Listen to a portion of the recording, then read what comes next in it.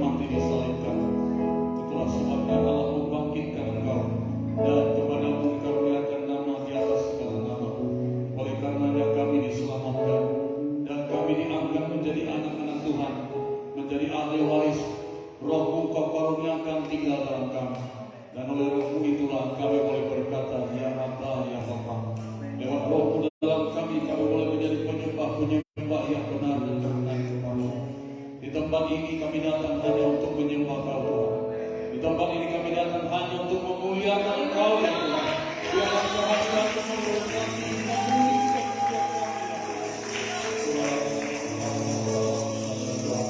Tidak ada kami yang benar, tidak ada kami yang layak, Tuhan. Tetapi Engkau-lah yang telah membenarkan kami oleh darah anak domba. Engkau-lah yang telah melayakkan kami oleh darah anak domba, dan membuat kami menjadi kudus dan berkenan kepada-Mu, ya Tuhan. Terima kasih Tuhan, terima kasih. Biarlah hati kami terus tertuju kepada-Mu, dan biarlah kami terus menikmati Tuhan hadir di tengah-tengah kami. Firman-Mu yang akan menjadi kehidupan bagi kami. Tuntun kami Tuhan, buka mata rohani kami Tuhan. Tidak ada satupun yang Kau lalui Tuhan. Setiap kami yang hadir di ruangan ini, bahkan di rumah-rumah yang terkoneksi dengan kami, dengan Facebook, GMA, Palangkaraya, semua kami dilawat Tuhan. Semua kami dimerdekakan oleh kebenaran firman-Mu. Berkatilah kami semua, dalam nama Yesus kami berdoa. Kami terima firman Tuhan. Kami bersatu hati mengingat mematahkan semua kuasa-kuasa penjahat, kuasa setan iblis, keluarga dan jalan, memalingkan setiap perhatian kami. Kami doa kami katakan dalam nama Yesus. Semua yang telah berkata Tuhan, kami dalam nama Yesus. Firman-Mu Kau sendiri Tuhan. Firman-Mu memerdekakan kami. Firman-Mu memerdekakan kami. Kami mengucapkan kita dengan rasa syukur kepada Tuhan. Dalam nama Yesus kami berdoa. Haleluya. Semua yang diberkati kata-kata amin. Kita berikan tepuk tangan yang meriah bagi Yesus. Silakan duduk saudaraku yang terkasih. Selamat hari Minggu, salam sehat, salam misi Kristus. Begitulah Tuhan memberkati kita. Nah, saudara yang terkasih, kita boleh bertemu kembali pada hari ini dalam ibadah Minggu bersama-sama di tempat ini. Juga saudara yang ada di Facebook, saya menyapa saudara di rumah-rumah. Tuhan Yesus memberkati kita semua. Salam sehat untuk saudara juga di rumah-rumah. Baik yang di Pangaribuan, saudara Tuhan memberkati kalau terkoneksi hari ini. Bahkan dimanapun saudara berada, Tuhan Yesus memberkati. Nah, saudara, ada hampir kurang lebih 3 minggu saya tinggalkan saudara, karena begitu dalam perjalanan ada kegiatan di Solo 3 hari, kemudian urusan sebagai kita kami ada di Jakarta dengan Pak Ketua 1 minggu lebih, kemudian kami lanjutkan lagi ke Medan karena kami harus rapat dan berbicara dengan pengurus wilayah GMA Kota Medan dan Sumatera Utara. Nah, saudaraku, dan juga ada sekaligus ada saya ada acara keluarga dan juga sekaligus pelayanan di GMA Pangaribuan. Nah, saudara yang terkasih, terima kasih dan doa-doa saudara buat semua dukungannya saudaraku, sehingga perjalanan ini boleh menjadi berkat dan mempermuliakan nama Tuhan. Ya, sekedar untuk saudara bisa ketahui, Pak Ketua kita, Pak Pendeta Agus Leo itu sudah ada membuka pelayanan gereja lokal di Kota Medan, saudaraku, dan mari kita sudah ada ambil kontrak ruko 3 lantai, mungkin 4 sampai 9 di atas untuk 2 tahun ke depan, dan itu akan mungkin dipergunakan mungkin minggu depan ya, karena minggu ini masih dibersihkan, dicek begitu rupa supaya menjadi layak nanti untuk tempat ibadah. Nah, sementara ibadah minggu seperti sekarang mungkin ada beberapa tempat yang disewa per bulan, tetapi ruko itu sudah disewa selama 2 tahun ke depan, saudara. Dan kita berdoa supaya di Kota Medan khususnya nanti tetap bisa menjadi satu tempat pelayanan yang sudah dibukakan Tuhan bagi kita. Dan ada rencana nanti launching kebaktian di situ, dan juga memanggil nanti Kementerian Agama di Sumatera Utara dan juga teman-teman rekan dari sinode yang lain. Dan di Kota Medan, saudara. Jadi doakan semuanya ini supaya semuanya dipimpin Tuhan, karena Pak Ketua merasa itu kalau Kupang itu sudah memang bisa ditinggalkan, sudah mandiri, jadi harus melihat kota-kota yang lain lagi. Bahkan mungkin Pak Ketua tidak lama di sana, mungkin 5-10 tahun, itu mungkin dia akan terus melihat sampai visinya kan ke bangsa-bangsa. Nah, saudaraku, itu yang harus kita lihat hari-hari ini, karena memang banyak tempat yang masih menunggu kita, banyak jiwa, banyak ladang yang sudah menguning tapi tidak sedikit ya. Saya juga disempatkan Tuhan kemarin kita masuk di Pangalibuan, saya melihat mereka sudah bertambah. Dalam satu hari itu kami habis ibadah, langsung kami pergi mengunjungi Tuhan, bawa sampai ke hampir ke dekat Garoga sana, saudaraku ya. Tuhan bawa sampai kepada pelosok-pelosok, sampai masuk ke daerah perbukitan, lembah-lembah naik lagi, saudara. Ternyata Tuhan pertemukan dengan satu keluarga, suami istri dan anaknya satu, yang sudah lama tidak beribadah bertahun-tahun, walaupun dia orang Kristen. Dan ketika dia dengar kalau kami sampai di sana, dia tahu kalau saya dari Palangkaraya, sampai di tempat itu, dia menangis luar biasa. Dia berkata, Tuhan, Engkau sangat-sangat memperhatikan saya. Karena di situ banyak juga pendeta, saudara. Dia juga salah satu gereja, anggota gereja besar di situ, tapi memang sudah bertahun-tahun dia ada ibadah karena ada persoalan dan disangka dia itu punya minggu ganjil gitu ya, punya piaran hantu gitu. Jadi orang takut sama dia, kan? Dia agak terpisah dari kelompok masyarakat. Dia punya rumah di pinggir jalan, tapi dia masuk di hutan, ada punya kebun, cukup luas kebunnya, 9 hektar ya. Jadi dia menyendiri. Tetapi Tuhan harus bawa kita ke sana lewat anak-anak Tuhan di sana, kami datangi ke sana dan luar biasa Tuhan merawat dia dan keluarganya. Dan saya katakan buka misi saya di sini. Nah, saudaraku yang terkasih, saya melihat Tuhan sedang membukakan terus jalan kepada kita. Habis dari sana kami pergi ke tempat orang tuanya siapa itu? Stella ya. Kita berdoa untuk bapaknya, semoga cepat pulih sembuh, dan kita doakan keluarga itu semakin dibangkitkan Tuhan. Habis itu sampai malam kita pergi lagi ke satu tempat, karena ibu itu sudah datang pada ibadah tadi paginya, dan dia minta misi saya sudah dibuka di rumahnya. Jadi saya melihat saudaraku yang terkasih, Tuhan terus membuka jalan bagi kita. Jadi saya ada sudah beberapa keluarga mereka di sana. Saya katakan pada Pak Gutong dengan ibu itu, berdoa supaya kita ada tanah di sini dan kita bangun gereja di sini segera. Nah, saudaraku yang terkasih, dan kita perlu, saya katakan, kita doakan lagi kota, doakan lagi itu Tarutu, karena memang kita perlu buka lagi kota-kota ini, saudaraku yang terkasih, dan kita perlu berdoa untuk orang-orang yang tepat yang bisa menjadi koordinator-koordinator di kota-kota ini. Saya tidak akan bisa selamanya menggembalakan di situ, walaupun itu atas penggembalaan kita. Tapi kita perlu orang-orang yang memang punya hati, punya beban untuk bisa melayani setelah kita buka. Saya kasih tahu supaya mereka tidak perlu khawatir kalaupun tidak ada pendeta di sana. Sama seperti gereja-gereja lain, ya, yang namanya di kecamatan atau di desa itu di situ tidak ada pendeta. Yang ada di gereja-gereja itu, pamula di situ atau parowa di situ, sintua, diakon atau penatua. Pendeta itu hanya ada di satu resort, ya. Jadi dari resort ini ada beberapa pagaran yang dia bisa layani. Makanya saya katakan sama hal yang sama kita buat. Ibu di sini harus bisa melayani mereka. Nama di doa sapaan atau ibadah, karena mereka ini seperti ini masih mereka connect dengan kita secara live streaming. Nah, sudah bukan misi saya. Nanti kalau ada jemaat yang perlu dilayani secara sakramen yang pernikahan atau dipanggil Tuhan, pendeta bisa datang. Ada di Medan pengurus wilayah atau nanti dari Palangkaraya bisa datang. Jadi katakan sama mereka tidak perlu khawatir kalaupun tidak ada pendeta di sini. Ibulah sekarang yang perlu dibina dan dibangkitkan untuk bisa melayani jemaat di sini. Nah, itu mereka tangkap sekarang dan mereka mau dipimpin oleh ibu itu. Nah, kita perlu berdoa orang-orang seperti ini dipimpin Tuhan, dibukakan Tuhan, dipertemukan Tuhan. Kita sedang berdoa untuk Tarutung itu terbuka lagi. Ada orang yang seperti itu terbuka untuk terbuka. Di Simpang Utara itu juga ada terbeban orang yang memang terpukul karena ada jiwa di situ. Nah, saudaraku, mungkin di Kalimantan juga masih banyak. Nah, lalu saya pikir kenapa Tuhan bawa saya ke sana?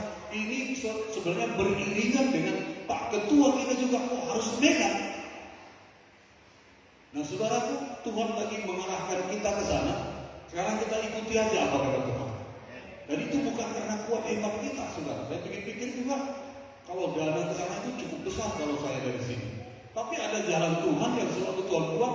Ada pertemuan PPHTG di Solo, ke Jakarta, lalu saya bisa pakai tiketnya itu ke Medan, saudara, terima kasih. Nah, ini semua cara-cara Tuhan untuk menolong kita. Doakan supaya mereka tetap teguh dan bertambah-tambah murid di sana. Gereja juga bisa dibangunkan di sana. Amin, saudara. Nanti satu ketika kita buat KKR Natal nanti untuk tahun ini atau ada waktu, saudara yang bisa ikut pelayanan, ayo kita sama-sama menggarapnya. Saudara perlu diberkati Tuhan kalau sudah pelayanan sampai lintas pulau, saudaraku, ya kita juga perlu berkat Tuhan yang luar biasa. Yang setuju katakan amin. Tapi saya melihat roh yang sama melawat mereka di sana. Ya, saudaraku, apa yang membuat kita harus melihat hal-hal ini? Nah, hari ini saya bagikan firman Tuhan adalah sebagai rasa ungkapan syukur kita kepada Tuhan kalau Tuhan memberi kesempatan kepada kita untuk melayani Dia.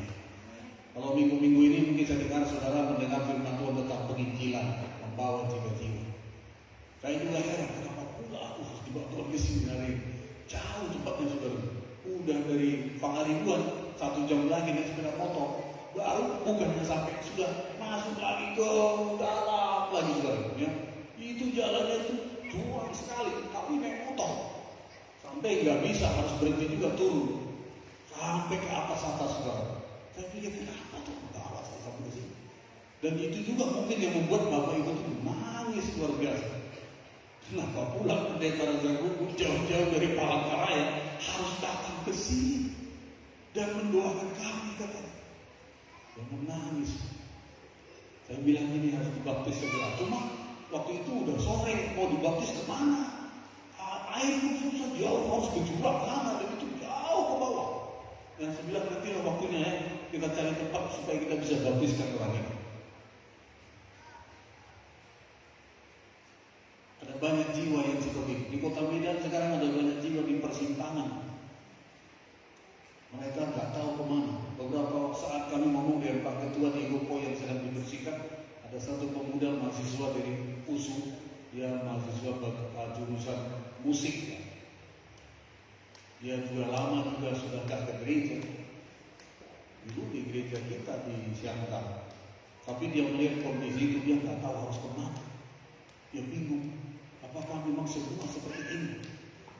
Kalau kita coba jelaskan, kita tidak perlu mencoba membela kita dari yang lain, tapi kita mau bawa dia kepada Tuhan. Kita harus bawa dia untuk mencari Tuhan. Saudara, motivasi pelayanan kita begitu. Gak perlu menjelek-jelekan orang supaya kita kelihatan benar dan supaya orang itu datang sama kita. Gak perlu. Itu kita menaruh racun yang lebih berbahaya ke dalam dirinya. Amin, saudara. Cabutlah penyakit itu dari dia, cabutlah persoalan itu dari dia, dan siramilah dia dengan belas kasihan Tuhan. Nggak perlu saudara, jangan ke sana, di situ begini, nggak usah. Ya. Biarkan dia mengenal kebenaran itu. Amin, saudara. Sehingga dia bisa punya kemampuan untuk bisa memilih, dan dia teguh di dalam Tuhan. Dan itu yang membuat mereka ya, Pak Agus ini Pak Guru kok nggak menyalahkan ini itu ya. Saya sama Pak Ketua sepakat, tidak usah, karena itu bukan bagian kita. Bahkan ada orang yang memanggil kami bertemu yang sekalinya membicarakan hal-hal yang lama. Saya bilang, aduh mohon maaf, kami akan mungkin terlalu kehilangan banyak waktu kalau hanya membicarakan hal itu, karena kita sudah maju ke langkah yang Tuhan bawa kita sekarang, gereja misi. Jadi mohon maaf, kami tidak mau lagi membahas itu. Kita sekarang sedang berjalan dalam tuntunan Tuhan. Kalau Anda mau ikut kita silakan. Kalau Anda tidak setia, itu hak saudara. Nah, kita harus tegas. Ada betul yang coba menjadi pahlawan kesiangan. Dia mau coba terangkan begini. Loh, kamu masih di situ kan? Jangan, kita nggak punya hak menghakimi siapapun, saudara. Tapi saudara harus menangkap apa tujuan Tuhan, panggilan Tuhan bagi kita. Karena kita harus berjalan terus. Karena kita harus melangkah terus dalam tuntunan Tuhan untuk menyelesaikan panggilan Tuhan dalam hidup kita. Amin saudara. Amin. Satu hal yang sangat luar biasa kepada kita. Tadi ada ibu sedikit menyinggung waktu kita menimbang. Saudara, kalau Tuhan pernah bilang begini, aku telah memilih kau, bahkan menetapkan engkau sebelum dunia dijadikan, supaya engkau menjadi umat yang kudus dan tidak bercelah kepada Tuhan. Saudara, kalau sekarang saya renungkan ayat ini, Tuhan telah memilih kita sebelum dunia dijadikan, bahkan menetapkan saya dan saudara menjadi umatnya supaya kudus dan bercelah. Artinya saudara dan saya adalah orang-orang yang khusus, orang-orang yang spesial di mata Tuhan. Amin saudara. Dari sekian banyak orang dunia di dunia ini, saudara dan saya dipilih bahkan sebelum dunia dijadikan. Itu tidak bisa masuk akal kita. Artinya apa? Artinya saya dan saudara, mungkin kalau ada selama ini saudara merasa nggak ada orang menghormati saudara, nggak ada orang memberikan apresiasi kepada saudara, nggak ada orang sepertinya menghiraukan saudara atau mengatakan sesuatu yang mungkin membanggakan saudara. Saudara, ayat ini sebenarnya cukup membuat kita bersyukur. Tuhan sudah membuat pilihannya untuk saya dan saudara sebelum dunia ada. Saudara, ini harusnya cukup membuat saudara yakin bahwasanya kita itu spesial di mata Tuhan. Bahwasanya kita orang yang dikhususkan Tuhan, dibawa, ditarik datang kepada Tuhan. Tadi ibu singgung sedikit. Saudara lihat malaikat itu, ketika malaikat itu masih punya niat yang jahat di hatinya. Dalam Yesaya 14 ditulis, aku mau naik ke tempat mati, aku mau menyamai Allah. Itu ada niat. Lucifer, para malaikat-malaikat yang dulu diciptakan, dijadikan untuk melayani Tuhan. Saudara, ketika mereka kedapatan seperti ini, maka malaikat itu dibuang, dihukum, dijatuhkan ke liang kubur yang paling bawah, dikutuk. Tadinya malaikat yang melayani, terkutuk menjadi iblis dan menentang kedaulatan Tuhan. Sedikit aja kesalahan setan langsung dibuang. Padahal dia malaikat itu diciptakan Tuhan. Saudara dan saya manusia yang diciptakan serupa segambar dengan Allah. Ketika kita berdosa, ketika kita kedapatan tidak benar, saudara, kita tidak dibuang, tapi Tuhan datang dalam diri Yesus dan mencari kita ke dunia ini. Kenapa? Karena saya dan saudara beda dengan malaikat. Saya dan saudara beda dengan malaikat. Malaikat itu kalau bersalah tadi langsung dibuang, dihukum, dikutuk. Tapi kita manusia yang berdosa, ketika kita salah, Bapa mencari kita. Dia mengaruniakan anaknya yang tunggal untuk menyelamatkan saya dan saudara. Saudara harus mengerti supaya saudara bisa bersyukur dan berterima kasih sama Tuhan. Amin saudara. Dan ini membuat saudara dan saya bisa menyembah Tuhan. Malaikat walaupun begitu diurapi sempurna, tapi dia nggak pernah bisa bilang Bapa sama Tuhan kita. Tapi saya dan saudara yang penuh dosa kelemahan, tapi ketika kita ditebus, dikuduskan, ditahirkan, kita diangkat jadi anak, dan kita bisa berkata, Ya Allah, Ya Allah. Ini adalah kasih karunia Tuhan yang luar biasa kepada kita. Ini sebenarnya cukup membuat saudara menyembah, bersyukur. Atas dasar pemahaman ini, saudara bisa cukup membuat kita, hati kita harus terangkat menyembah dan bersyukur sama Tuhan. Jadi menyembah itu nggak usah dipaksa-paksa. Amin saudara. Tidak usah seorang leader ingin memaksa, ayo angkat suaramu, angkat hatimu, angkat tanganmu, angkat. Enggak. Kalau saudara mengerti, siapakah aku ini Tuhan, jadi biji matamu, seperti kata Daud. malaikat yang begitu hebat. Tapi ketika dia berdosa, dibuang. Tapi saya dan saudara umat Tuhan, ketika saudara dan saya berdosa, dicari Tuhan dan diselamatkan Tuhan. Harga yang dia bayar untuk itu, dia harus jadi manusia. Dan dalam keadaan manusia dia harus mati menggantikan dosa-dosa kita. Kenapa? Karena saya dan saudara diciptakan serupa segambar dengan dia. Amin, saudara. Dan itulah yang Allah kerjakan di dalam diri anaknya Yesus Kristus, supaya saya dan saudara kembali bisa terkoneksi, terhubung dengan Tuhan. Makanya saudara bersyukur. Siapakah kita ini? Siapakah saya dan saudara? Sehingga begitu Allah memperdulikan kita, yang begitu Allah mengasihi kita, menyayangkan kita, saudara. Dan banyak ayat-ayat yang lain, sekalipun jatuh tidak tergeletak, tapi akan bangun kembali. Karena Tuhan tidak pernah menyesali panggilan dan pilihan atas hidup kita. Haleluya, saudara. Biarlah ini membuat saudara suka menyembah dan berterima kasih kepada Tuhan. Lebih hebat kita dari malaikat.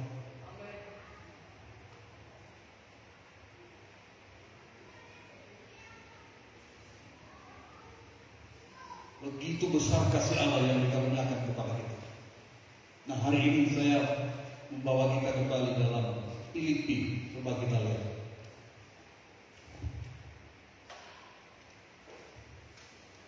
Filipi pasal 2. Kita baca saudara biar kasih dalam Filipi pasal 2 ayat 5 sampai ayat 11. Ya. Filipi pasal 2 ayat 5 sampai 11. Yang ketemu katakan amin. Filipi 2 ayat 5 sampai 11. Kita baca ayat 5, 2, 3 ya. Hendaklah kamu dalam hidupmu bersama menaruh pikiran dan perasaan yang terdapat juga dalam Kristus Yesus, yang walaupun dalam rupa Allah tidak menganggap kesetaraan dengan Allah itu sebagai milik yang harus dipertahankan, melainkan telah mengosongkan dirinya sendiri dan mengambil rupa seorang hamba dan menjadi sama dengan manusia. Dan dalam keadaan sebagai manusia, ia telah merendahkan dirinya dan taat sampai mati, bahkan sampai mati di kayu salib. Itulah sebabnya Allah sangat meninggikan dia dan mengaruniakan kepadanya nama di atas segala nama, supaya dalam nama Yesus bertekuk lutut segala yang ada di langit dan yang ada di atas bumi dan yang ada di bawah bumi, dan segala lidah mengaku Yesus Kristus adalah Tuhan bagi kemuliaan Allah Bapa. Amin. Inilah yang Yesus lakukan untuk menyelamatkan dunia, untuk menyelamatkan saya dan saudara. Kalau kita rindu jiwa-jiwa selamat, kalau kita rindu amanat agung dikabarkan di muka bumi, dan kalau kita rindu ikut ambil bagian di dalamnya, maka konsep yang sama saudara dan saya harus punya. Apa yang menjadi konsep Yesus Kristus itu sendiri? Apakah yang dibuat Yesus untuk menyelamatkan dunia ini? Apakah yang dilakukan Yesus untuk menyelamatkan jiwa-jiwa? Aku datang bukan untuk dilayani, tapi untuk melayani, bahkan memberikan nyawanya kepada manusia. Saudaraku yang kekasih, saya lihat di sini beberapa. Yang pertama, kita harus menaruh pikiran dan perasaan yang terdapat juga dalam Kristus Yesus. Saudara dan saya, kalau kita mau terus dipakai Tuhan menjadi perpanjangan tangan Tuhan untuk membawa kabar baik dan membagikan kasih Kristus kepada jiwa-jiwa dan menjadi alat di tangan Tuhan hari-hari ini sebagai gerejanya dalam penuaian pada akhir zaman ini, saudara. Maka yang pertama saudara harus sama dengan konsep Tuhan, yaitu saya dan saudara harus menaruh pikiran dan perasaan yang terdapat juga dalam Kristus Yesus. Amin, saudara. Apa yang dipikirkan Yesus? Apa yang dirasakan Yesus, saudara? Yang di hati Yesus, dia katakan Tuhan tidak menaruh kematian orang berdosa dalam 2 Petrus 3 ayat 9. Tapi Tuhan mau supaya setiap orang berdosa berbalik dari jalan-jalan yang jahat dan diselamatkan datang kepada Tuhan. Inilah hati Tuhan, tidak gemar kematian orang berdosa. Saudaraku, saya juga begitu heran kenapa pula saya harus datang dari Palangkaraya jauh-jauh. Sudah begitu jauh dari Medan ke Pangaribuan. Lalu dari Pangaribuan lagi naik sepeda motor arah ke Garuda. Dari Simpang itu lagi masuk lagi ke tengah hutan sana. Hanya mencari satu orang, dua orang, tiga orang, satu keluarga yang sudah lama tidak bergereja, tidak ada, sudah lama tidak datang kepada Tuhan. Umurnya sudah tua. Tapi begitulah berharganya dia di mata Tuhan.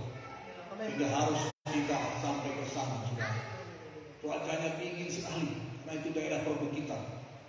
Nah, tahan saya waktu itu pulang ibadah nggak bawa jaket, hanya pakai baju ibadah yang sudah selesai ibadah. Waduh, naik sepeda motor dingin sekali, anginnya begitu dingin. Beberapa kali kami harus berhenti. Nah, saudara yang dikasih, apa yang kita pikirkan waktu itu supaya jiwa ini selamat. Kalau saya mengerti betapa Tuhan memikirkan orang ini supaya orang ini selamat rupanya. Betapa Tuhan merindukan keluarga ini diselamatkan. Sekalipun orang-orang pada mungkin di kampungnya menganggap orang ini adalah orang yang tidak layak atau mungkin orang menjauhi dari hidup mereka. Dan mereka terasing. Dia hanya turun ke kota itu atau ke pasar atau ke Onan itu, saudara. Kalau dia bilang saya sudah lama nggak turun ke tempat damai. Saya bisa turun ke Onan itu atau ke Pekan itu kalau saya gunting rambut, dia katakan. Jadi saudara bisa bayangkan kalau dia sekali sebulan masih mending lah. Kalau sekali 3 bulan pula dia baru gunting rambut, berarti sekali 3 bulan dia baru keluar ke tempat keramaian. Makanya dia merasa berterima kasih sekali ada orang yang datang ke situ dan melayani dia. Saya melihat begitu hati Tuhan mengasihi mereka. Saya melihat begitu Tuhan menghargakan jiwanya. Inilah pikiran Kristus. Inilah hati Kristus yang juga harus kita taruh dalam hati kita. Dan ini jangan sampai hilang dari hati anak-anak Tuhan. Jangan sampai hilang spirit seperti ini dari hati pelayan-pelayan Tuhan, hamba Tuhan. Hal yang sama yang dilakukan pakai Tuhan. Ya sudah enak di Kupang sana. Di Tuhan pimpin lagi harus membuka mulai lagi yang baru di kota Medan. Mengeluarkan dana, pikiran, tenaga dan segala macam harus bolak-balik. Ini kemarin Pak Ketua sudah pulang ke Kupang dan istrinya di Medan ditinggalkan untuk melanjutkan terus pelayanan. Jadi ada waktunya seperti itu. Punya istri seolah-olah tak punya istri. Punya suami seolah-olah tak punya suami. Membeli seolah-olah tidak membeli. Mempunyai seolah-olah tidak mempunyai. Kenapa? Karena harus menyelaraskan hidup, tujuan hidup kita seperti yang dipikirkan Kristus. Saya rindu istriku waktu saya di sana. Aduh, kata istriku di sini ada kawan. Tapi tugas harus dikerjakan. Amin, saudara. Di sini pun harus dikerjakan. Mereka bertanya, mana ibunya, Pak? Ya, ibunya tinggal di Palangkaraya.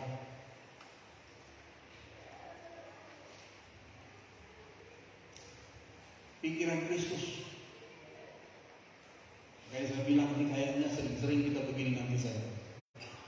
Karena itu pun harus dipantau juga nanti pelayannya. Apalagi kalau dibuka lagi tempat yang lain. Itu sebabnya semua sudah harus dewasa.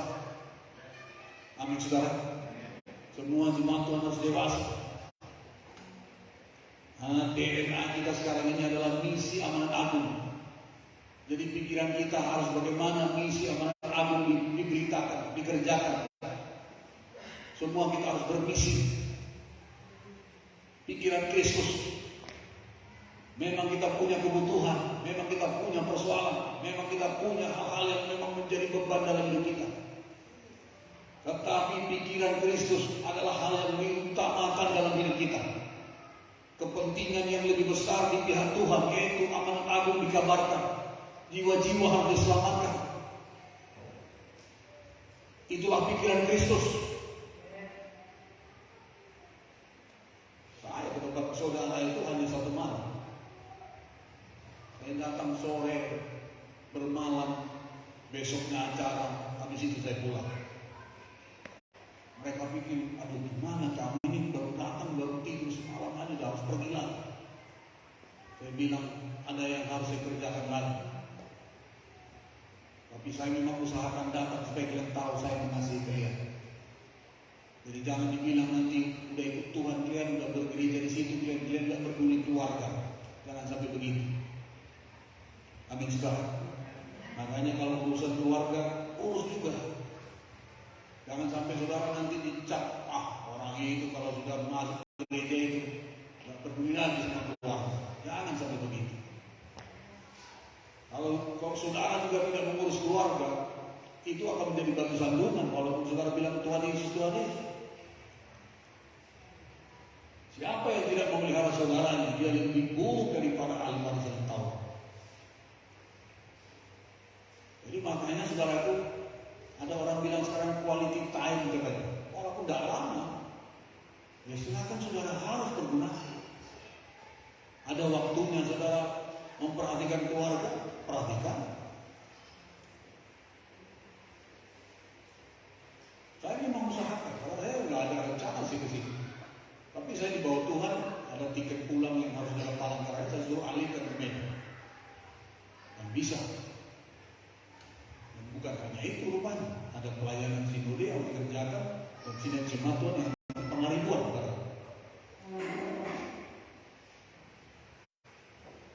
Nah, pemikiran kita harus berbaru. Jangan alasan karena mengurus pelayanan lalu keluarga saudara tidak diperhatikan. Jangan kau bilang aku ini mak mau melayani proses, jadi aku gak dapat cuci piring, gak pernah ini. Jangan. Aku sibuk mak, aku ini harus ini, jadi pelayanan kata Pak Gembala itu gembala, jadi aku gak sempat kerjakan apa-apa di rumah ini. Jangan.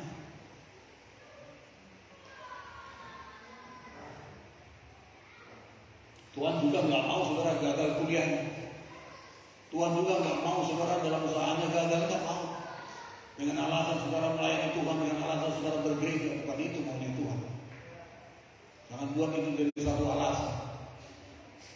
Amin saudara. Saya menjaga. Walaupun saya tidak bisa buat banyak waktu kepada keluarga saya, tapi saya tahu itu momen-momen yang sangat penting. Saya datang. Sekalipun mereka masih punya kebiasaan yang masih tradisi, tapi saya tunjukkan saya hamba Tuhan dan mereka tahu saya tidak bisa lagi seperti ini. Dan saya melihat ada kesempatan bagi saya untuk berdoa dan melayani mereka. Saya bersyukur kepada dan mereka mengakui. Ketika saya datang, anak saya si Ormina memeluk saya lama-lama, sampai nangis. Mungkin dia pikir bapak ini sayang juga sama kamu, sama adik-adiknya semua. Malam itu mereka ada kumpul keluarga-keluarga besar mau membicarakan tentang pesta-pesta. Saya bilang ini acaranya apa? Cuma ngumpul nanti makan lalu mereka mau kasih bantu-bantu yang mereka perlukan. Tidak ada ibadah, kan? Kalau tidak ada sintua atau diakon yang mimpin doa ibadah, tidak ada. Kalau gitu saya akan pimpin doa, kita ibadah. Dan itu kesempatan bagi saya untuk melayani mereka. Besoknya pengantin mau berangkat ke gereja. Ini acaranya apa? Pertemuan pihak keluarga laki-laki dan wanita. Makan dulu nanti baru berangkat ke gereja. Ada acara di situ, ada apa di situ? Enggak ada. Kalau gitu kita harus doa dulu. Saya berdoa di situ. Pergi ke gereja, pernikahan, pulang dari gereja. Mereka masih pakai tradisi ambil beras bergitombi. Biru. Lalu saya bilang, saya mau berdoa sama kalian. Tapi saya tidak perlu kasih seperti itu karena beras mahal seperti ini. Banyak orang yang punya beras sekarang ini, tidak perlu dibuang-buang. Jadi saya mau berdoa sama kalian. Ayo semua kita berdoa. Topang tangan berdoa, patahkan semua kutub. Dan saya ajar, nggak perlu ini. Kalaupun kalian mau berdua saja, nggak usah dibuat ini berarti sekali.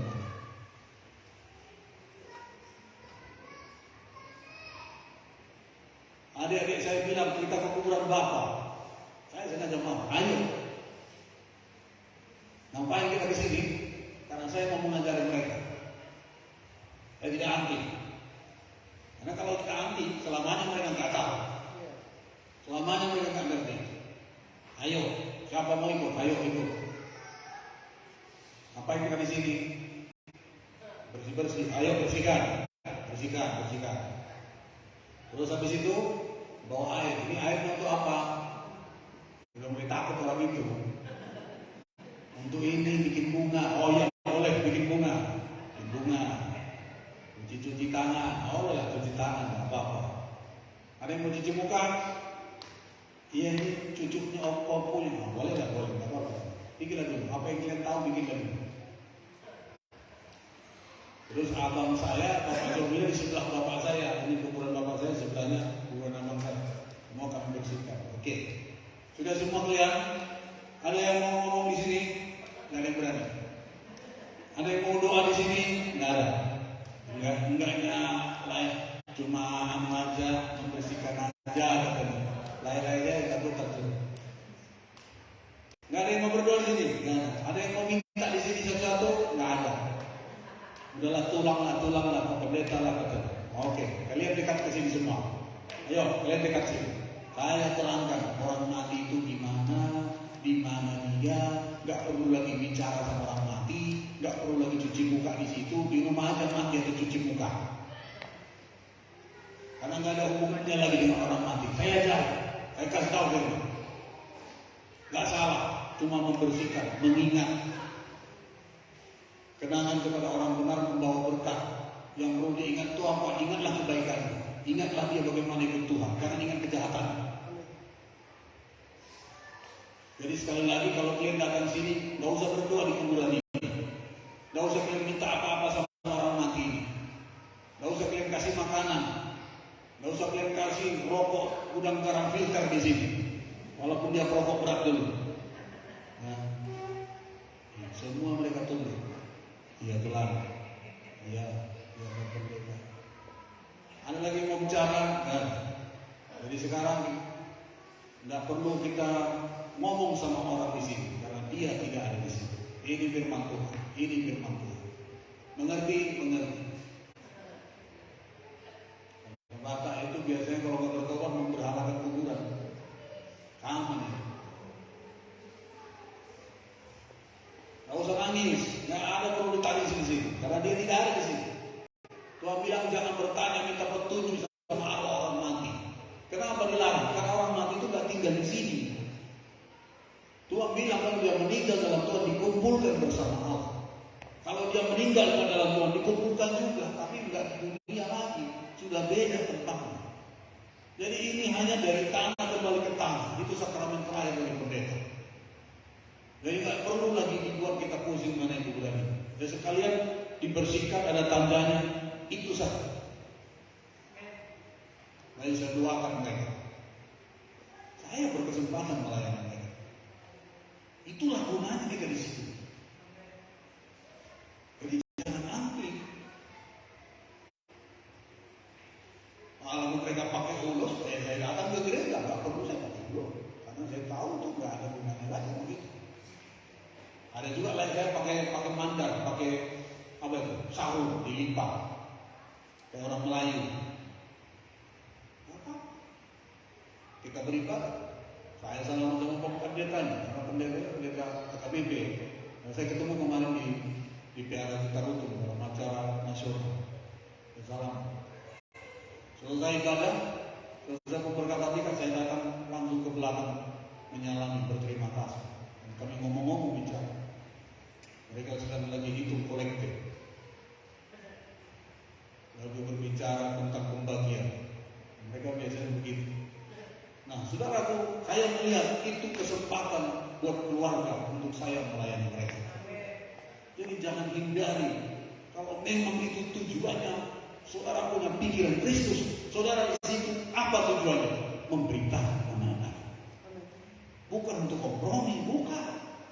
Amin saudara. Memberitakan, mereka tahu. Dan mereka sendiri yang tahu. Untuk Pak Pendeta tidak bisa lagi begitu. Saya sudah bilang, habis nanti dari gereja, saya doakan kalian untuk acara kalian, ya silakan. Saya belum bisa melarang kalian dalam hal ini. Jadi saya tidak perlu ikut di sini. Mereka menghormati saya. Ya silakanlah kalau begitu. Mengenai makanan, mereka tahu saya tidak perlu makan darah. Jadi mereka siapkan yang memang tidak ada darah. Nah, saudara harus tunjukkan, saudara tidak kompromi lagi. Dan kalau bisa saudara layani, puji Tuhan. Kalau mereka belum juga bisa berubah dari situ, itu enggak urusan saudara. Dan saudara tidak perlu memaksa mereka. Amin saudara. Tuhan pun begitu sama kita.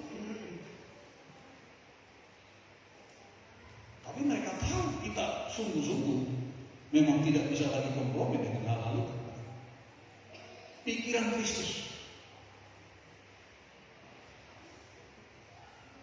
Pikirkan lagi. Jadi saudaraku, keseharian kita sekarang bekerja, sekolah, kuliah, buat ini dan itu. Tapi ingat, kalau saudara mau menjadi bagian daripada umat Tuhan, gereja Tuhan yang menjadi perpanjangan tangan Tuhan, memberitakan amanat agung, maka saudara dan saya harus mulai membangun pikiran Kristus, pikiran Kristus, pikiran Kristus. Apa yang dipikirkan Kristus? Jiwa-jiwa selamat. Tidak mau Tuhan itu binasa manusia yang berdosa itu dalam dosanya. Dan Tuhan mau memakai saudara, talenta saudara, berkat saudara, kemampuan saudara, waktu saudara, semua yang Tuhan percayakan kepada kita. Tuhan mau pakai itu. Kalau saudara mau menyelaraskan pikiran kita dengan pikiran Kristus. Nggak ada waktu bagi saya berpikir sih, mau ke air hangat dulu lah, nanti ke simpang si debu-debu, mau berendam dulu. Nggak ada waktu malah.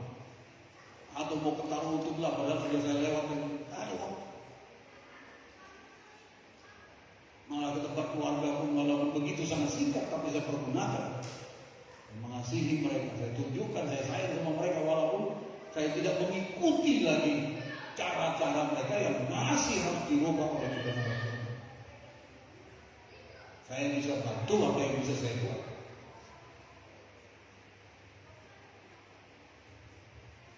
Anak saya bilang, bapakku sudah mati, udah datanglah udah. Nah dia tentara TNI. Nanti kalau aku udah menikah, sepatuku dari muda ya. Emang sepatu cuman, kok pakai sepatu tentara, ngapain kau sepatu? Enggak, harus udah beli sepatu. Udah. Ya nggak apa-apa, nanti saya kirim sepatu. Tapi uangnya aja ya. Waktu dia mau menikah, udah ingat ya, jangan lupa sepatuku ya. Sebenarnya dia bisa beli, tapi dia mau tahu nantinya saya sebagai bapak udahnya. Itu kesempatan tak kasih. Amin saudara. Saya kasih. Pikiran Kristus, walaupun saya sebenarnya perlu, tapi saya tahu ini momennya saya mau berkati dia. Pikiran Kristus. Kadang-kadang begitu. Kita perlu, kita juga butuh. Disuruh pula kita ngumpul korban, ya kan? Kita perlu, kita butuh. Ayo kita berkorban, katanya butuh. Tapi kalau saudara memiliki pikiran Kristus, ada yang terlebih diutamakan dari segala-galanya. Ada prioritas yang lebih dari segala-galanya. Itulah pikiran Kristus. Kehendak Tuhan. Supaya Injil dikabarkan dan jiwa-jiwa diselamatkan. Nah, saudara yang kekasih, kalaupun berselisih, kalaupun berargumentasi, pikirkan apa yang pikiran yang paling besar atau yang paling diutamakan. Kemarin kami di Medan mengurus wilayah Kema Medan, ada sedikit argumentasi. Dan itu juga yang kami bereskan kemarin di sana. Saya bilang, pikirkan yang lebih besar, kepentingan yang lebih besar. Pikirkan kepentingan yang lebih besar. Jangan cuma kepentinganmu, jangan cuma harga dirimu, jangan cuma perasaanmu. Nah, merasa aku yang harus ketua, aku harusnya jadi ketua. Ngapain mereka seperti ini? Ada kepentingan yang lebih besar yang harus dikerjakan. Mau tak ada pun ketua semua, kalau izin beritakan, tidak ada masalah ini. Amen. Ya kan saudara? Lalu kami ajarkan, lihat kepentingan yang lebih besar. Jangan kalian di sini berbuat seperti ini, pikiran kalian kacau, nggak manis semua, kalian putus itu WA satu sama lain. Apa artinya ini semua kalau ini kita nggak kerjakan? Lihat kepentingan yang lebih besar. Begitu juga kita di sini. Amin saudara. Jangan kita sibuk untuk hal-hal yang sepele, hal-hal yang tidak membangun, hal-hal yang tidak membawa kita lebih rohani. Lihatlah satu kepentingan yang lebih besar. Artinya kita harus mengalah, harus rendah hati, harus bisa melihat mana yang harus kita perjuangkan yang salah. Itulah pikiran Kristus.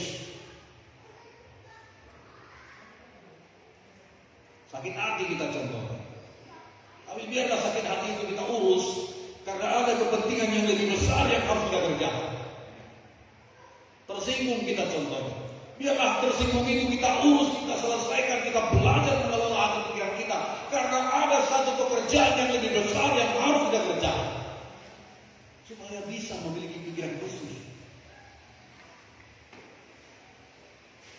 Amin saudaraku. Ini pertumbuhan kita. Yang kedua, saudaraku, katakan dalam Filipi pasal 2 tadi, tidak mempertahankan haknya. Itu Yesus.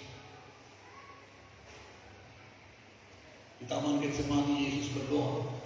Dia katakan perasaannya seperti mau mati rasanya. Siapa yang pernah merasa seperti mau mati hidup ini? Udahlah mau mati aja lah kita berdoa. Aku sakit susah seperti mau mati. Yesus pernah merasakan itu. Dia ada ke Taman Getsemani. Dia membawa murid-muridnya supaya berdoa. Dan dia ada di satu tempat berdoa. Dia rasakan seperti mau mati rasanya. Dalam keadaan perasaannya seperti mau mati itu, itulah membuat dia membuat tawaran, Bapa kalau boleh ada jalan lain, lalukan cawan ini daripada. Kenapa? Karena sakit rasanya, karena seperti mau mati rasanya. Itulah membuat dia mengeluarkan statement itu. Tapi di balik itu dia berkata, bukan kehendakku, tapi kehendakmu yang jadi. Saudara lihat ini. Dalam keadaan begitu sulit, seperti mau mati rasanya, sebenarnya gak ada pilihan lain lagi. Bisa aja dia berontak, bisa aja dia tinggalkan ini.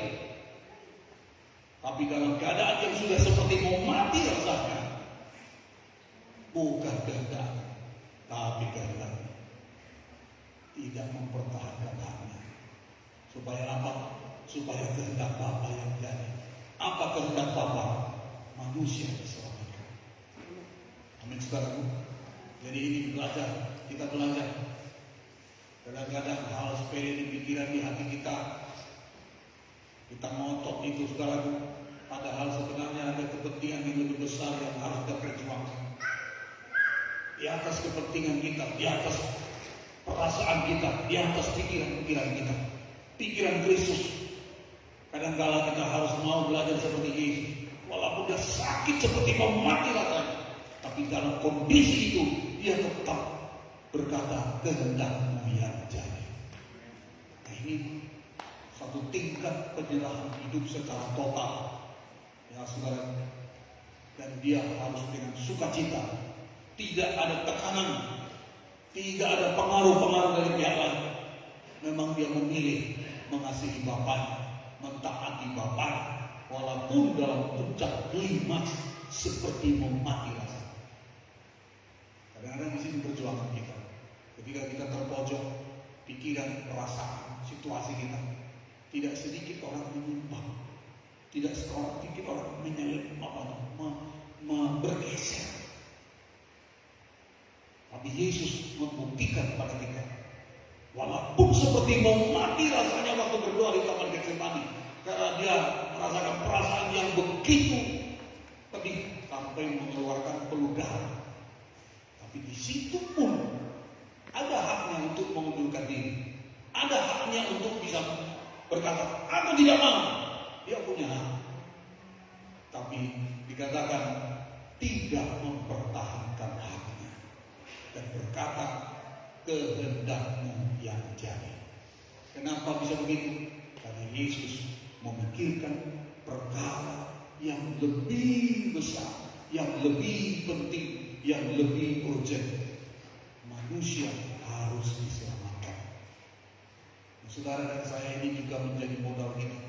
Apapun nanti perjalanan hidup pelayanan kita di gereja ini atau di rumah tangga, dalam hal putusan-putusan yang harus saudara buat, pilihlah untuk membela kepentingan-kepentingan yang lebih besar daripada perasaan kita, pikiran kita yang sempit. Ya, kebutuhan kita memang penting, tapi kalau itu pun belum, saudaraku masih bisa Tuhan tolong. Tapi ini hal yang memang harus diutamakan, maka itulah yang harus kita kerjakan. Tidak mempertahankan harta. Ya, ketika bicara dengan Pak Ketua, dengan pengurus Medan kemarin, alot juga, panjang sampai jam 1 pagi. Hingga saya harus pulang sampai pagi, padahal jam 3 saya sudah siap-siap karena jam 4 sudah sebentar. Jadi gak tidur. Pulang jam 1, siap-siap baju segala macam, harus persiapkan ke benda. Karena alot pembicara. Karena ini mau mempertahankan aku. Kan akunya, kan saya dan segala macam. Lalu harus kita dengan sabar mengarahkan, memberikan pemahaman dan mendoakan sampai mereka punya kesepakatan. Tidak mempertahankan hak, tapi mementingkan kepentingan Kristus yang lebih besar, yang lebih harus diutamakan. Inilah pikiran Kristus yang harus kita miliki untuk kita bisa dipakai Tuhan pada hari-hari ini. Yang berikut, saudaraku, merendahkan dirinya. Anak Tuhan, saudara, orang yang merendahkan dirinya akan ditinggikan. Amin, saudara. Perintah Tuhan juga dalam Efesus 5 ayat 21, rendahkanlah dirimu. Ada beberapa ayat. Efesus 5 ayat 21 dikatakan seperti ini. Dan rendahkanlah dirimu seorang kepada yang lain di dalam takut akan Kristus. Ini gak gampang, ini gak mudah. Tetapi akan ditolong Tuhan kalau saudara mengerti ada satu kebutuhan yang lebih besar, ada satu kepentingan yang lebih besar. Kadang-kadang karena membela diri kita, karena mempertahankan hak kita, kepentingan yang lebih besar itu menjadi terbengkalai. Tetapi saudaraku, marilah kita bangun ini dalam diri kita. Yesus adalah contoh yang paling teladan bagi kita. Dia mengosongkan diri dari Allah, merendahkan diri.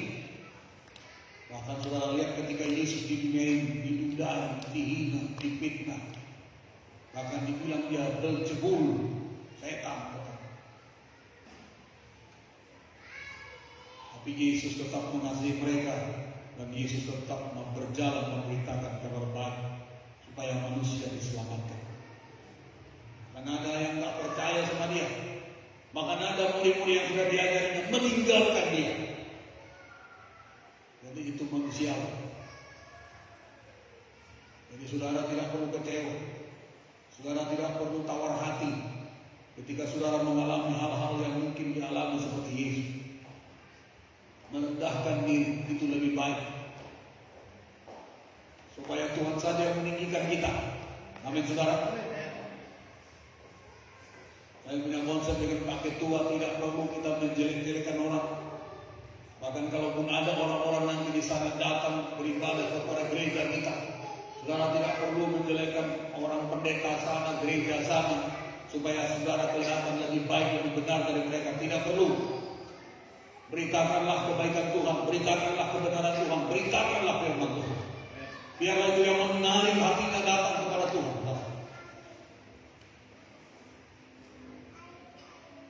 Merendahkan diri. Karena tidak seorang pun datang kepada Bapa kalau bukan Bapa memanggilnya.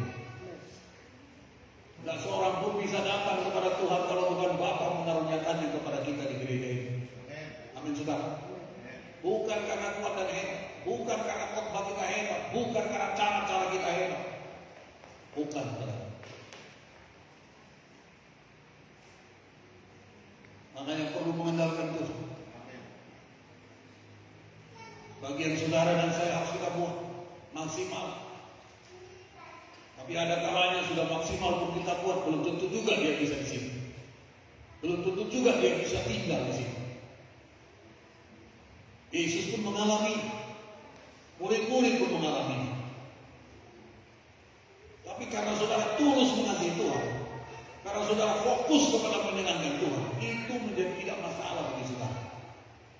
Tidak menjadi tertekan, tidak menjadi terintimidasi.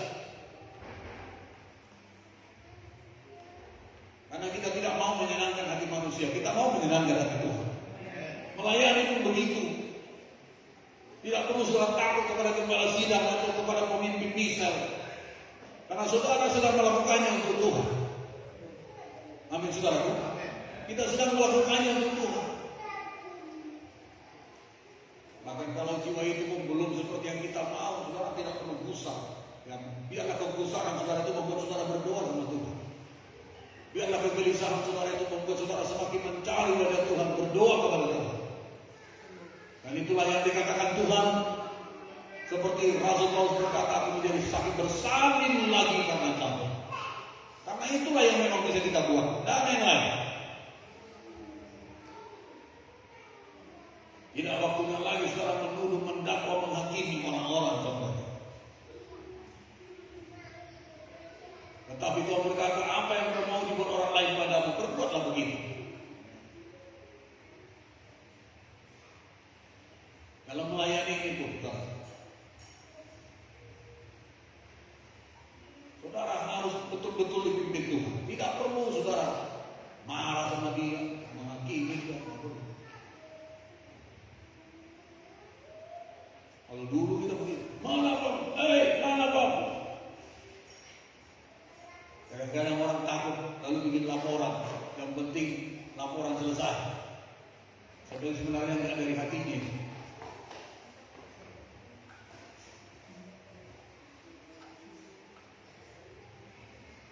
Kemarin di Pangaribuan ini ada anak tua melayani, mulai dari pagi sampai pulang baru jam 11 malam. Alasan melayani tidak salah, tapi jangan karena itu saudara terlantar pula sekolahnya besok.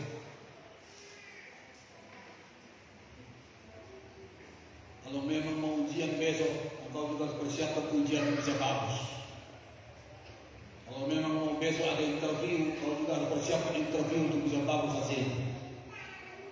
Jadi ada waktunya untuk mempersiapkan itu semua, ada waktunya melayani. Jadi jangan bikin karena melayani saya begini, nanti salah pula konsepnya Tuhan. Inilah gara-gara kau melayani terus, sampai baju pun tak tergosok lagi. Nah, itu kan benar apa salah? Alasan kita melayani, ke sekolah gak digosok lagi bajunya. Itu nggak alasan yang bagus. Jadi jangan saudara pikir ini karena melayani, enggak, bukan itu. Kalau saudara melakukannya dengan sukacita, saudara melakukannya dengan pikiran Kristus, tidak jadi beban. Karena beban yang kuberikan itu ringan karena Tuhan. Amin, saudara. Melayani itu harus sukacita, melayani harus enjoy. Berkorban dengan sukacita, membayar persepuluhan dengan sukacita, harus sukacita dan dengan kasih supaya itu ada artinya bagi Tuhan. Jangan merasa dipaksa, jangan merasa dipojok. Sama seperti tadi, menyembah jangan merasa dipaksa. Kalau saudara tahu begitulah kasih Tuhan sama kita luar biasa. Seperti saya bilang tadi, malaikat itu diciptakan sempurna, tapi ketika malaikat sempurna itu salah, dibuang, dikutuk dan dihukum, nanti masuk neraka. Tapi manusia kita ini diciptakan serupa serupa dengan Tuhan. Ketika berdosa, Tuhan datang mencari kita. Dan kita diangkat jadi anak. Kita bisa berkata, ya Bapa. Begitu besar kasih Tuhan. Begitu dahsyat kasihnya kepada kita. Cukup membuat kita berterima kasih dan menyembah dengan sukacita, dengan tidak terpaksa. Jadi kalau saudara mau ibadah itu harus dipaksa-paksa. Mau kebaktian itu harus dorong-dorong. Mau melakukan firman itu harus ditimpa sama agak yang takuti lagi. Ke neraka kamu nanti. Waduh, enggak waktunya lagi. Orang kalau masih begitu berarti belum sadar, belum tahu dia apa yang telah dibuat Tuhan sama dia. Belum ngerti dia begitu besar karya Allah yang telah dia buat untuk mengangkat saya dan saudara sekarang menjadi anak-anak Tuhan, menjadi ahli waris, memiliki hidup yang kekal. Tidak ada yang bisa membuat itu selain Tuhan Yesus kepada saya dan saudara. Jadi mari kita punya konsep yang sama, merendahkan diri, merendahkan hati. Merendahkan diri bukan berarti menjadi pesimis atau menjadi orang yang tidak percaya diri, bukan. Tapi maksudnya rendah hati. Kita sadar kita nggak bisa buat apa-apa tanpa Tuhan. Kita sadar tanpa Tuhan hidup ini tidak ada artinya. Hidup ini bukan karena kuat, bukan karena hebat. Kita berhasil bukan karena kita hebat, tapi kita menyadari tanpa penyertaan Tuhan aku nggak bisa buat apa-apa. Jadi kita bergantung sepenuhnya kepada pertolongan Tuhan. Bahkan kalau direndahkan orang, dihina orang, dibilang orang macam-macam pun, kita nggak perlu bela diri kita sehebat mungkin. Tapi kita tahu Tuhan akan terus berdaulat. Dia akan membuat hidup kita seperti apa yang Dia mau. Maka orang yang rendah hati akan ditinggikan. Amin juga. Nggak perlu bela diri sampai mati-matian. Rendah hati saja sudah sama seperti Yesus, maka Dia ditinggikan pada waktu. Yang terakhir, karena ada sekarang orang bisa berargumentasi dan segala macam. Tidak ada gunanya, itu tidak membuat dia selamat. Jangankan dia selamat, saudara pun nanti jadi bimbang pula. Ya. Hindari hal-hal seperti itu. Orang nggak menganggap saudara, dia itu nggak masuk hitungan, dia itu nggak ada apa-apanya katanya.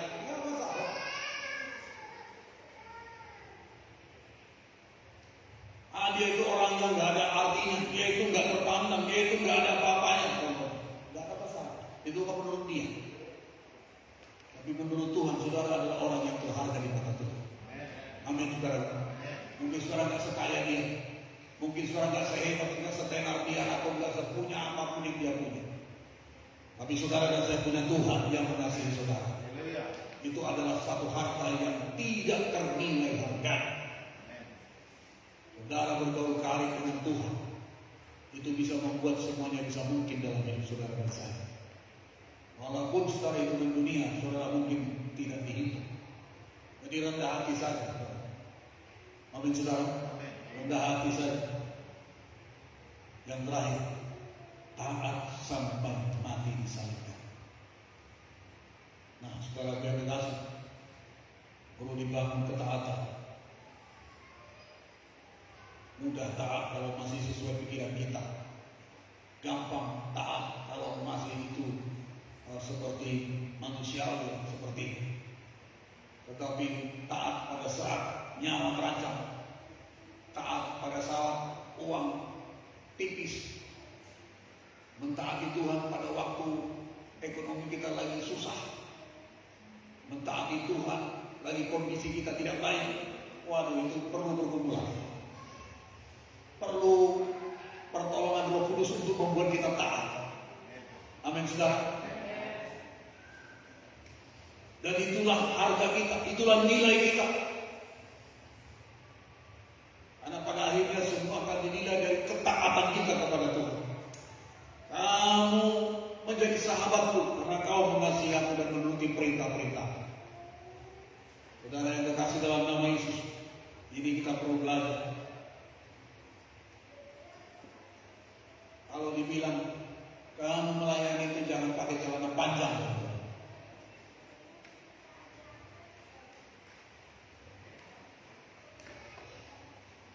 Pakailah pakaian melayani.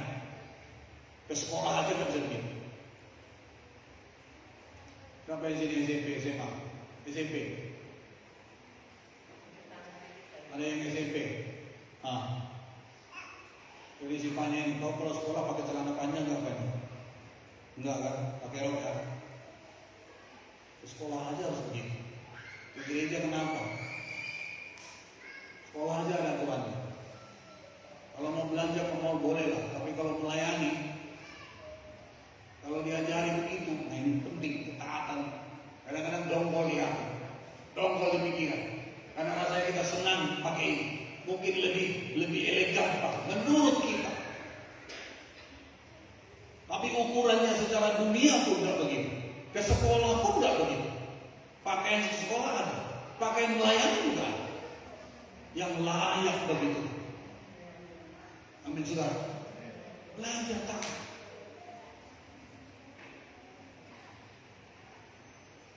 Walaupun perasaan kita terganggu, walaupun kita rasanya senang pakai itu, atau lebih kelihatan tren dengan pakai seperti itu. Tapi karena mengasihi Tuhan, tapi karena kita punya pemikiran Kristus, kepentingan yang lebih besar yang harus kita kejar, maka kita belajar taat. Kamu melayani jangan pakai kaos-kaos bolong begini. Contohnya, oh ini kan namanya bukan ibadah, ini cuma latihan. Perasaan kita terganggu, pikiran kita terganggu. Itu belum seberapa. Lah yang ngomongin itu juga untuk kebaikan kita kok. Untuk kita layak, lebih terhormat, lebih rapi, lebih sopan. Untuk yang seperti itu pun kadang-kadang kita masih bisa protes. Hati kita bulan-bulanan. Ini taatnya itu dia harus mati. Terbalik. Amin saudara. Taat perintah taat ini untuk dia mati malah. Lah kalau dibuat begitu, jangan pakai. Itu kan untuk kebaikan lebih baik, lebih terhormat, untuk mengangkat secara kelihatan badan di dunia. Nah itu kenapa kita susah? Apalagi mau taat sampai mati, ya lebih sulit lagi nanti. Bisa menangkap, amin saudara? Jadi ketaatan itu karakter Kristus. Walaupun perasaan kita terganggu, walaupun pikiran kita terganggu, tapi pikirkan ada satu kepentingan yang lebih besar. Pelayan Tuhan contoh, kita ada di sini. Kenapa harus selalu diingatkan? Bukan hanya untuk supaya kelihatan ganteng, bukan, atau cantik, bukan. Karena itu menjaga kepentingan tubuh Kristus. Karena saudara membuat satu penampilan yang memperlihatkan, itu memberkati banyak orang. Itu memberkati tubuh Kristus. Dan itu menjadi satu investasi yang ditanam, nilai-nilai yang ditanam, sehingga generasi ke depan melihat, oh begitu harusnya melihat Tuhan. Jangan seperti yang terjadi di mana? Brazil. Itu kantong Kristen, negara Kristen. Tapi mereka mulai merayakan satu perayaan yang menghina Tuhan. Murka pun datang.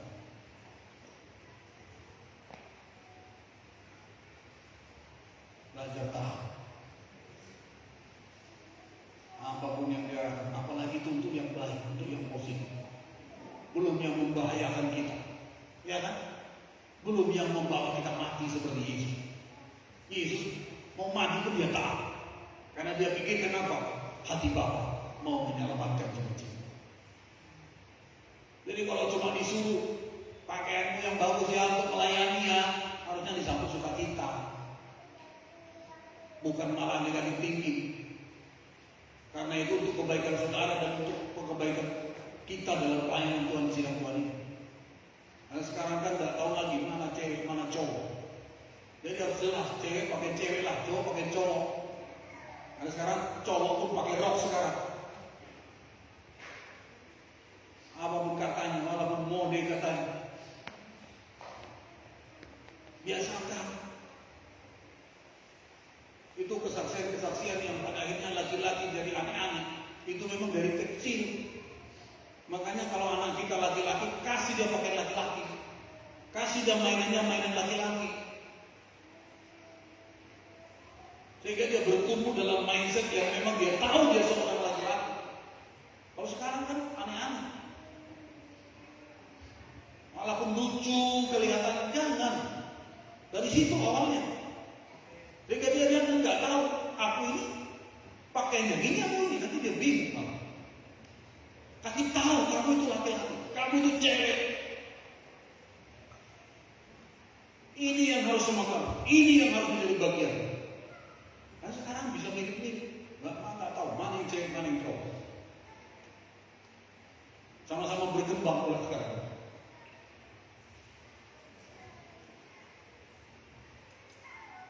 Mari kita belajar tahan. Amin saudaraku. Kita bertahan. Itu hal yang sepele, sederhana. Belum lagi disuruh saudara untuk membuat saudara nyaman dan terancam. Belum kita disuruh mentaati sesuatu yang membawa risiko kepada nyaman kita atau hidup kita. Belum. Kita masih diarahkan untuk mentaati hal-hal yang lumrah, hal-hal yang positif, yang baik untuk meningkatkan hidup kita, mempermuliakan Tuhan. Yang dampaknya untuk kita semakin lebih baik di dalam Tuhan. Tetap pikirkan ini kepentingan yang lebih besar supaya nama Tuhan dipermuliakan. Itu di pikiran kita. Yang terakhir, ketika itu ada, maka akan ditinggikan di atas nama segala nama. Berkuasa. Semua kuasa di bumi di langit tunduk dalam nama Yesus. Ada otoritas kalau saudara taat. Ada kuasa kalau saudara ada dalam pikiran Kristus. Karena itu datangnya dari Tuhan. Tuhan hanya terkoneksi dengan kita kalau kita mengikuti pola yang Dia buat. Tidak akan Tuhan bekerja kalau kita lari dari pola Tuhan. Nah, saudara yang dikasih, hari-hari ini yang saya melihat banyak gereja, banyak anak-anak Tuhan hanya karena dia punya pikiran sempit, tidak memikirkan yang lebih besar, bisa mengalami banyak kendala-kendala, benturan-benturan sekarang. Dan satu hal yang saya ambil dari firman Tuhan ini seperti Yesus, dia merendahkan dirinya dan taat sampai mati di kayu salib. Paulus juga pernah punya pengalaman. Saya bacakan yang terakhir mungkin saudara, yang dikatakan oleh Rasul Paulus dalam 1 Korintus pasal 9. 1 Korintus pasal 9, saya bacakan pada saudara. Ini yang dia katakan untuk menjadi teladan bagi kita. 1 Korintus 9 ayat 19 sampai 23, tapi tidak saya baca semua. Ayat 27 yang saya baca ya. 1 Korintus pasal 9 ayat 19. Oke, saya baca saja dari ayat 19 supaya nanti tahu cerita. Demikian, sungguh pun aku bebas terhadap semua orang, aku menjadikan diriku hamba dari semua orang, supaya aku boleh memenangkan sebanyak mungkin orang. Nah, ini telah sama seperti Yesus. Dia merendahkan diri. Bukan tidak bisa dia bomak, bukan tidak bisa dia comak, bukan tidak bisa dia meninggikan diri. Bisa, dari semua kemampuan manusia dia punya. Dia orang pintar. Dia orang terpandang, orang yang dihormati, bahkan di kelompok orang Farisi Alkitab, anggota Sanhedrin, orang Yahudi yang punya ajaran mazhabnya itu yang paling keras ajaran. Jadi Paulus itu orang yang sangat terhormat, terpandang, cendekiawan. Tapi dia bilang, saudaraku di sini, aku menjadikan diriku hamba dari semua orang. Untuk apa? Bukan tujuan dia, bukan kepentingan dia, bukan untuk kemauan dia sendiri, tapi supaya pikiran Kristus, kepentingan yang lebih besar. Apa itu? Supaya aku boleh memenangkan sebanyak mungkin orang. Ini yang dia mau. Apa yang membuatnya? Dia lihat ayat 20. Bagi orang Yahudi, aku menjadi seperti orang Yahudi. Jadi dia masuk di kelompok orang Yahudi. Kalau dia sudah lahir baru, anak Roh Kudus, sudah tahu dia tentang tujuan panggilannya melayani Tuhan. Tapi dia bisa ada di kelompok itu supaya apa? Tujuannya supaya apa? Jadi dia tidak merasa harus terlalu suci, terlalu kudus, lalu menjadi antipati, menjadi eksklusif dengan orang Yahudi. Dia tidak mau. Aku mau menjadi seperti mereka. Aku bisa ada di tengah-tengah mereka. Untuk apa? Tujuannya satu, untuk memenangkan mereka bagi Kristus. Amin, saudara. Supaya aku memenangkan orang-orang Yahudi. Apalagi yang dia buat bagi orang-orang yang hidup di bawah hukum Taurat. Aku menjadi sebagai orang yang hidup di bawah hukum Taurat. Sekalipun aku sendiri tidak hidup di bawah hukum Taurat, supaya aku dapat memenangkan mereka yang hidup di bawah hukum Taurat. Artinya tidak menghindar, tidak menjauhi. Kita ada di dalam dunia, di tengah-tengah manusia yang dengan segala dosa, kejahatan, perbudakan, perhambaan, kegelapan. Kita ada di situ. Dan saudara tidak perlu mengasingkan diri atau menyembunyikan diri, menjadi eksklusif. Ya kapan mereka bisa tahu? Kapan mereka bisa mengerti kalau saudara tidak bisa menjangkau mereka, tidak bisa bergaul dengan mereka, tidak bisa berkomunikasi dengan mereka? Aku mau sebagai orang-orang yang hidup dalam hukum Taurat, walaupun dia tidak kompromi. Artinya dia tidak menutup pintu, tidak menutup hati, tidak menutup diri terhadap mereka. Jadi anak Tuhan itu sebenarnya fleksibel, tidak terlalu eksklusif. Tujuannya satu, memenangkan mereka bagi Tuhan. Jadi kalaupun orang tuamu belum dalam Tuhan, jangan jauhi. Kalaupun saudara-saudaramu, teman-temanmu belum dalam Tuhan, jangan saudara menjadi jauh atau menjadi eksklusif. Mengasihi semua orang, tapi terutama yang satu iman. Artinya kita terbuka kepada semua orang. Nah seperti tadi, kalau saya langsung pergi, kalian berdosa semua, kalian gak perlu kalian di sini semua. Masa pergi ke kuburan, hantu setan di situ. Nanti terkutuk kalian semua. Lalu saya punya pikiran begitu, perasaan begitu, lalu saya tidak mau ada di situ. Lalu saya tinggalkan, ya mereka akan sesat terus. Dan itu akan dikerjakannya terus. Tapi saya mau datang ke situ, saya mau cari tahu apa sih di pikiran mereka, apa sih di benak mereka, apa sih di dalam pemahaman mereka tentang ini. Saya mau coba lihat dulu.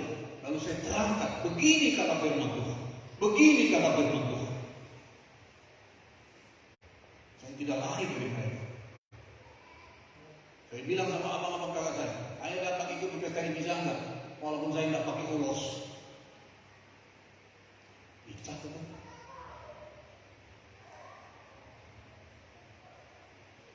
Lalu saya bicara, sebenarnya ini ulos ini untuk apa?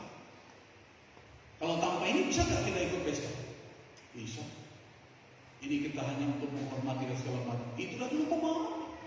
Tapi saya tidak perlu lain dari mereka. Saya dalam itu sedikit-sedikit menyampaikan kebenaran kepada mereka. Yesus, kalau dia eksklusif, nggak mau dia turun ke dunia ini. Mengerti? Amin. Yesus yang maha kudus itu tidak akan mau turun ke dunia yang penuh dengan dosa dan kegelapan. Alasannya satu, dia mengasihi saya dan saudara. Dia mengasihi dunia yang berdosa. Hal yang sama. Hal yang sama. Itu yang dikatakan Paulus. Bagi orang yang lemah, aku menjadi seperti orang yang lemah, supaya aku dapat menyelamatkan mereka yang lemah. Beradaptasi.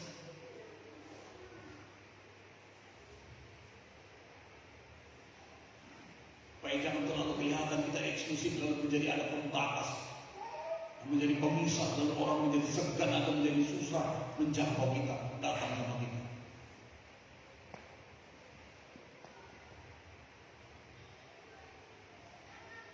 Kalau saya eksklusif, nggak bisa kita masuk di pengaribuan. Saya datang ke sana, tidur di rumah itu, makan di rumah itu, mandi di situ walaupun dinginnya luar biasa. Orang itu aja malas mandi pagi karena begitu dingin. Tapi saya tetap mandi. Udah pakai air panas Pak Pendeta, nggak usah.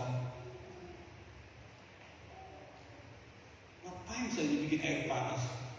Seolah-olah saya eksklusif nanti. Itu kan jadi beban sama mereka. Pak Pendeta ini kalau datang harus siapkan air panas. Lalu kalau kompornya habis, gimana? Apakah bisa mandi lagi? Jangan bikin beban, jangan bikin eksklusif. Walaupun sebenarnya itu bisa kita buat. Tidur apa adanya, makan apa adanya. Kalau Pak Pendeta kami nggak bisa. Iya nggak apa-apa, kita makan ini berkat luar biasa. Dan saya menikmati itu. Dan memang satu karunia bagi saya makan apa saja bisa kecuali kaki meja kata si Yusuf Elis. Tidak ada masalah sama saya kalau makan. Mau disediakan apa? Saya bisa makan dengan sukacita dan rasanya enak. Mereka senang. Coba kalau saya eksklusif, ini makanan apa ini? Aduh katanya, buyuh kita semua Pak Pendeta, ngali kita kasih makan. Terai katanya nanti bahaya kita. Itu maksudnya Paulus tadi, bisa bergaul kepada semua orang, bisa beradaptasi. Saya tidur dengan anak yang dua, tapi SMP sama tamat SMP. Selimut kami cuma satu, coba dinginnya luar biasa. Udahlah bagi 3 selimut. Tengah malam udah bangun, udah pada kemana-mana selimut ini. Pantas dingin begini, upaya selimut udah pindah ke sana, digulung ke sana, tarik lagi. Oh Tuhan Yesus tolong. Dingin sekali. Awalnya cukup dingin karena di pegunungan, di perbukitan. Kita nikmati. Maka mereka senang, Pak Pendeta kasih waktu sering datang ke sini. Dalam hati saya pesawat ongkosnya luar biasa. Tapi akan dikasih Tuhan karena pikiran Kristus. Amin. Senang mereka. Aduh kenapa? Pagi-pagi kami doa pagi seperti ini. Jam 4 saya sudah bangun harus doa pagi. Saya lihat mereka masih ngorok semua. Nggak apa-apa. Saya ambil gitar nyanyi. Selamat pagi Bapak. Satu-satu bangun mereka. Anaknya bangun, bangunin anak-anak. Bangun Pak Pendeta sudah nyanyi doa. Malu kita bangun. Bangunlah anak-anaknya bangun. Oh haleluya. Saya lihat mereka sudah ikut di situ doa. Menyembah Tuhan. Haleluya. Malam pertama. Malam kedua juga begitu. Bangun menyembah Tuhan. Karena itu udah kerja kita hari-hari kan. Bukan tak bisa lagi berbuat. Memang itu. Bangun mereka. Tahu waktu saya pulang, saya ke Medan, hari pertama saya nggak ada. Ibu itu mau WA, Pak Pendeta, kami rindu seperti kita doa pagi. Pak Pendeta tidak ada lagi di tengah-tengah kami. Kami semua pada ketiduran. Yes, ada yang dirindukan. Apa yang kita bawa di situ bukan uang, tapi kita bisa membawa satu spirit. Engkau dan saya perlu bangun memuji Tuhan, menyembah Tuhan. Itu yang diingatnya. Pendeta, gimana tolong doakan kami supaya bisa seperti kita kemarin tiap pagi kita bangun berdoa. Bapaknya kemarin sempat nak ibadah, tapi karena dilihat mungkin saya datang ke pendeta, ibadah juga dia. Kita bawa dia begini, sukacita dia. Saudaraku, jangan bikin pembatas berjiwa-jiwa. Jangan bikin eksklusif sama jiwa-jiwa. Kalau kau diundang, kalau kau kasih salam, disambut salam, masuklah ke sana. Apa yang disediakan, makan, minumlah. Begitu kata firman. Amin. Kalau nggak dikasih apa-apa, puji Tuhan, berarti berpuasa. Simpel, nggak terlalu sulit. Malam-malam sudah pulang jam berapa kamu? Hampir jam 11 karena 3 tempat.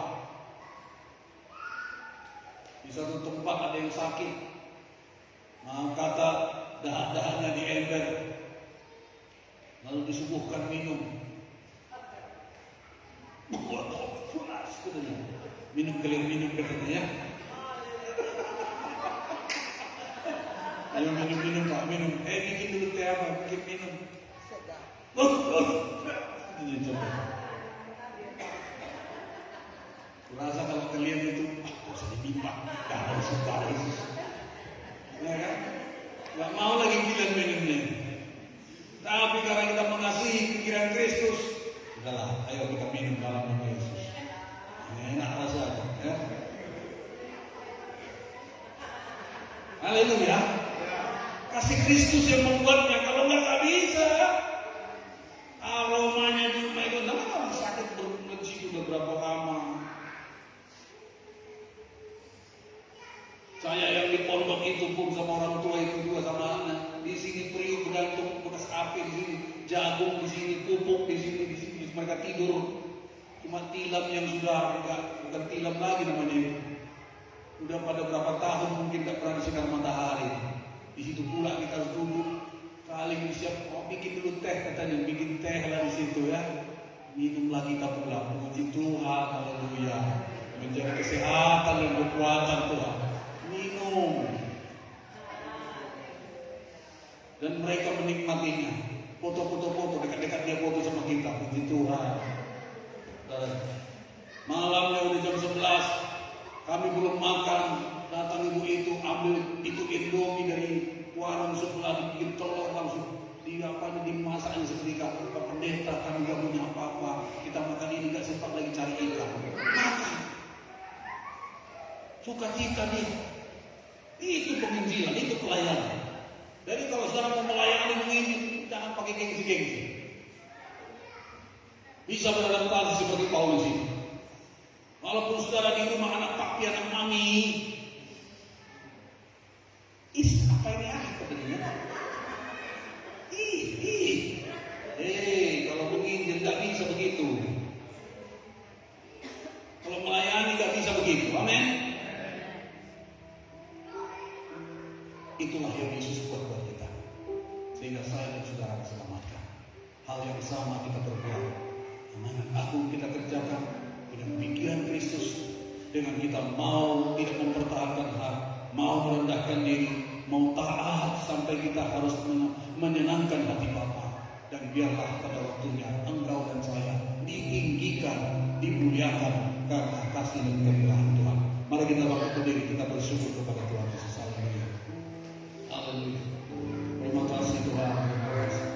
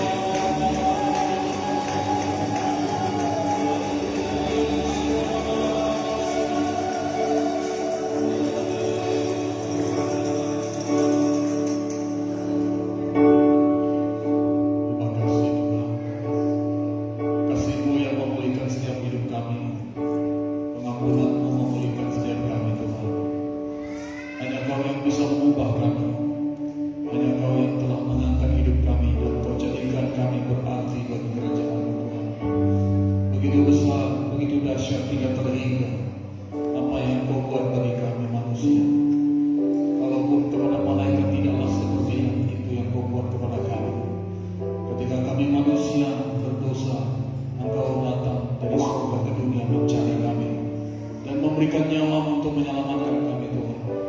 Betapa berharganya kami di malam. Tuhan ajar kami memiliki pikiran Kristus, agar kami boleh menjadi bagian dari gereja, menjadi umat-Mu, perpanjangan tangan-Mu pada pelayanan saat pada tahun-tahun ke depan Tuhan. Kami mau merendahkan diri seperti Kristus. Kami tidak perlu mempertahankan hak kami sebagai anak-anak Tuhan, karena Tuhan sudah mengangkat kami menjadi ahli waris-Nya Tuhan. Kami juga mau belajar taat kepada Tuhan Yesus, sekalipun itu harus menyampingkan keinginan, kesenangan kami secara masing-masing. Karena kami berpikir punya satu kepentingan yang lebih besar, yaitu apa yang dipikirkan Kristus, supaya jiwa-jiwa diselamatkan. Pakai kami semua, di banyak hal kekurangan kelemahan kami mau bertumbuh, kami mau diubahkan Tuhan. Biar kami menjadi alat di tangan-Mu, dari semua karunia yang Kau percayakan, dari semua berkat talenta yang Kau percayakan. Kami mau menjadi bagian dari pekerjaan Tuhan pada akhir zaman ini.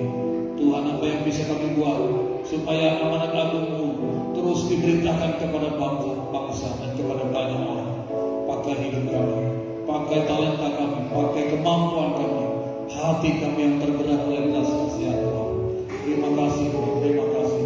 Berkati kami semua, pulihkan setiap kami Tuhan. Hati kami mengasihi Engkau Tuhan, karena itulah yang membuat kami tetap bisa mematuhi Tuhan, sekalipun itu bertentangan dengan situasi perasaan pikiran kami. Terima kasih Tuhan, terima kasih. Dalam nama Yesus kami bersyukur berfirman, Kau sudah memberkati kami lagi pada hari ini.